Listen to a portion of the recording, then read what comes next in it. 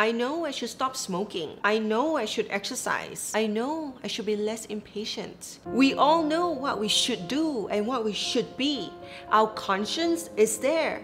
Every time we don't do the thing we know we should, there's this nagging voice at the back of our head. Yet this voice isn't very loud, and we can drown it out because consciously or subconsciously, we feel that we have time to make the changes we want.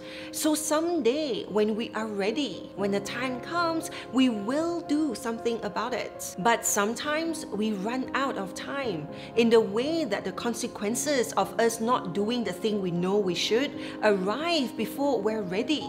Our loved ones die before we have the chance to be our more patient, more loving self.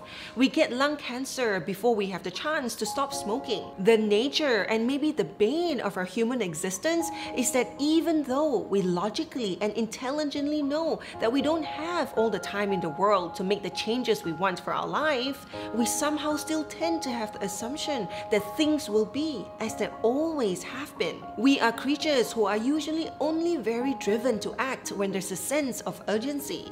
So maybe we have to create a sense of urgency for us to put in the actions today and not tomorrow or in the future. It's never about preparing for the worst, but about projecting into the future to see what urgent actions we can take now, so that we don't ever have to say such things like, I wish I had done things differently, make different decisions. This sense of urgency doesn't have to be driven by fear or by guilt, but by love and clarity. We can perform the right behaviors out of guilt and fear, but without the right feelings to accompany these behaviors, real change doesn't happen. We have to do it because we love ourselves and the people around us. Create the changes you want, live with no regrets, and be happy.